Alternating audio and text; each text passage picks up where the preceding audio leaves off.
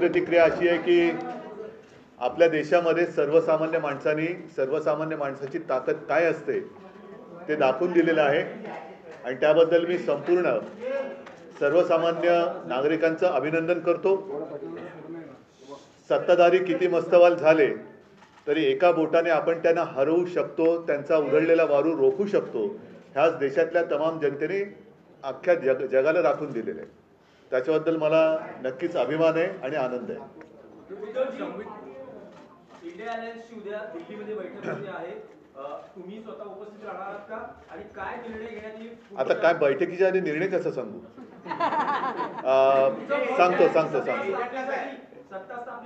सत्ता स्थापनेसाठी दावा करायलाच पाहिजे। इंडिया आघाडीच्या बैठकीसाठी मी उद्या दुपारनंतर जाईन, कारण बाहेरगावी जिंकलेले जे आमचे खासदार आहेत ते उद्या येतील। आज मुंबईतले खासदार मला भेटले, उद्या बाहेरगावचे खासदार येतील। सर्वात आधी संजय राऊतजी तिकडे जातील, त्यांच्याबरोबर आपले मुंबईतले खासदार अनिल देसाई, अरविंद हेही असतील आणि दुपारनंतर संध्याकाळच्या वेळेला मी दिल्लीमध्ये पोहोचेन। एक पुरी करतो बात।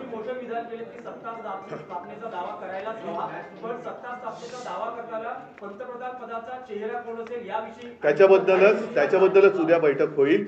आणि एक गोष्ट मी पहिल्या दिवसापासून सांगतो आहे, इंडिया आघाडी म्हणून आम्ही जेव्हा एक आघाडी तयार केली त्यावेळेला सर्वप्रथम आमच्यापैकी कोणीही आपण स्वतः पंतप्रधान पदासाठी इच्छुक आहे या मताचं नाही।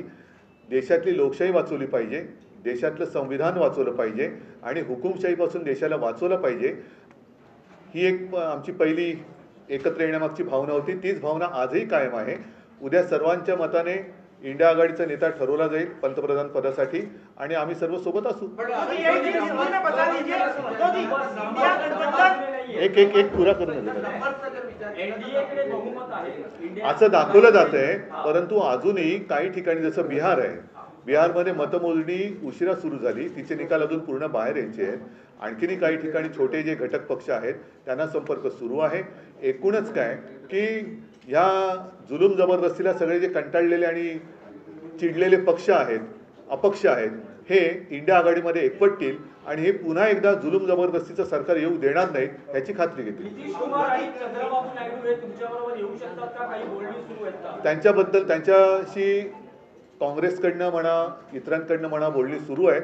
परत एकदा सांगतो की चंद्रबाबू नायडूंना सुद्धा भाजप सरकारने काही कमी त्रास दिला नव्हता, नितीशना सुद्धा काही कमी त्रास दिला नाही, तर पुन्हा त्रास हवा का हा एक प्रश्न आहे। आणि मला खात्री आहे की एकदा हे गेलेलं सरकार उंबरठ्यावरती आहे, ते उंबरठ्यावरनं बाहेर काढण्यासाठी सगळे जे यांच्या जुलूम जबरदस्तीला चिडलेले आणि कंटाळलेले लोक आहेत ते इंडिया आघाडीत येतील। एक पुरा करतो, पुरा देतो आपको उत्तर देतो।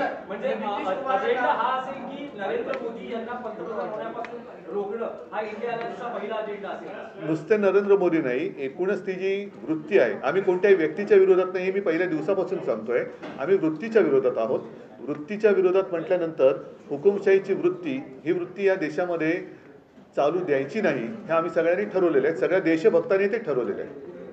एक मिनिट, अभी थोड़े जरा इंडिया गठबंधन कल क्या सत्ता स्थापना को लेकर एक्सप्लोर करने वाले ऑप्शंस और क्या पीएम पद के ऊपर भी आप चर्चा करेंगे? बिल्कुल करेंगे। और जैसे मैंने अभी कहा कि जिस दिन हमारा गठबंधन हुआ इंडिया, उसी वक्त हम सारे लोगों ने तय किया था कि किसी व्यक्ति को लेकर नहीं, लेकिन ये जो तानाशाही है देश में उसको खत्म करना चाहिए, देश का संविधान बचाना चाहिए। फिर चाहे सब मिलकर प्रधानमंत्री का उम्मीदवार हम तय कर सकते हैं और मुझे लगता है कि कल वो हो जाएगा। नंबर्स की आंकड़े जो काफी कम है, ऐसे में क्या टीडीपी जेडीयू अन्य दल है, जो भी लोग इनसे त्रस्त है वो सारे लोग हमारे साथ आएंगे, सारे देशभक्त हमारे साथ आएंगे। चंद्रबाबू जी भी, उनको भी बहुत परेशान किया है बीजेपी गवर्नमेंट ने। सारे लोग जिनको भी तकलीफ दी है, परेशान किया है, वो सारे लोग हमारे साथ आएंगे। आता मी इथे बसून ममता बॅनर्जी सोबत आहेत, आमच्या ममता बॅनर्जी आमच्या सोबत आहेत, ममता बॅनर्जी पण सोबत आहेत। म्हणून मी तुम्हाला सांगतो, ममता बॅनर्जींना सुद्धा खूप छळलेलं आहे। ह्या छळवणुकीपासून सगळे लोक आता कंटाळलेत आणि चिडलेत की एवढा तुम्ही त्रास कसा देऊ शकता। एक लोकशाही म्हटल्यानंतर, राजकारण म्हटल्यानंतर कोणी विरोधात असू शकतं, कोणी सोबत येऊ शकतं, पण तो जीवघेणा विरोध असता कामा नये। सुडाचं राजकारण होता कामा नये. सुडाच्या राजकारणाला जे त्रासलेले आहेत सुडाच्या राजकारणाने ते सगळे देशभक्त इंडिया आघाड़ी के. सरकार गठन में शिवसेना की क्या भूमिका होगी आप लोग? मैंने जो बात कही उसमें और अलग भूमिका बताने की क्या आप खुद भी आवश्यकता है? बातचीत करेंगे, आप खुद भी अन्य दलों से बातचीत बातचीत करेंगे? जरूर करूंगा. मेरी और ममता दीदी की बात हुई है और सारे लोग साथ थे और साथ रहेंगे. सर एक सवाल यार पार्टी को महाराष्ट्र में आज जो निकाल आया है, महाराष्ट्र में आज जो निकाल आया है, एमबीए को जितनी सीटें मिली है 2019 से मुकाबले में काफी ज्यादा है, कैसे इसको देखते हैं? एमवे महाराष्ट्र का रिजल्ट तो अच्छा ही है, लेकिन मुझे और कुछ सीटों की अपेक्षा थी, जरूर थी. 2-4 सीट्स वैसे तो मुझे जितने हमने लड़ी थी 48, तो 48 के 48 हमें जीतना चाहिए था. उम्मीद तो वही थी, विश्वास भी था. ठीक है, कुछ जगह लग रहा है कि कुछ गड़बड़ हुई है क्या, ऐसे आशंका आ सकती है.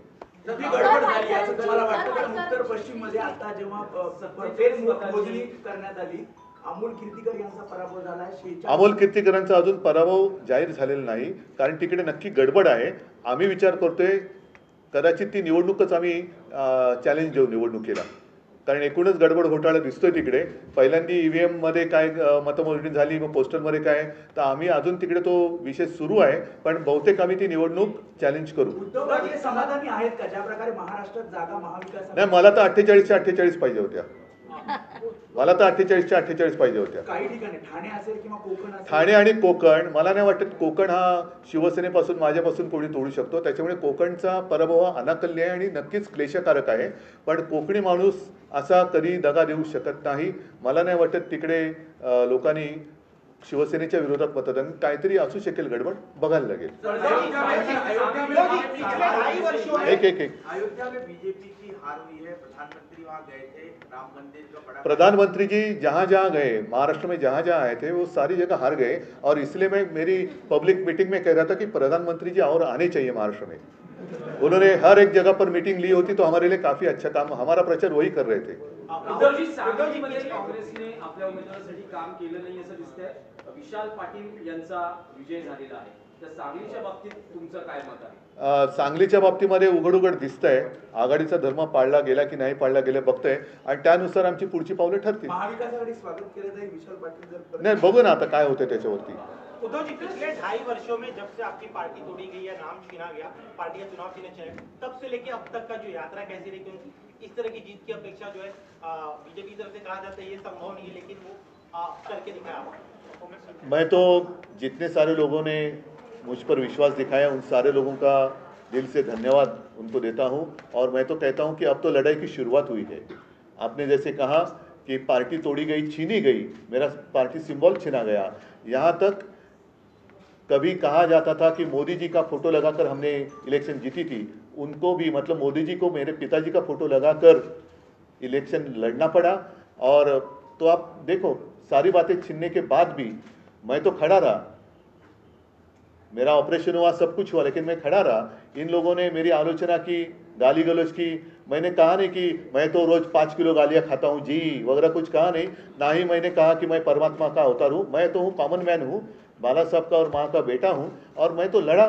जितने सारे लोग मेरे साथ खड़े रहे उन सारे लोगों को धन्यवाद देता हूँ. और उन्हीं का आशीर्वाद मेरी शक्ति है, उनका ही आशीर्वाद मेरी शक्ति है. और इस शक्ति को मैं कभी धोखा नहीं दूंगा. सर धनुष्य बाण आपके साथ नहीं था? नहीं, सारी बातें उन्होंने छीनी थी.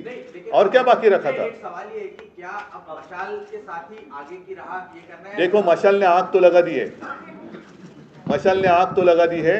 और 19 में जितनी सीटें, अब तो महायुति हो गई, लेकिन उस वक्त जो युति थी कितनी सीटें थी? 41, 42. अब कितनी हो गई?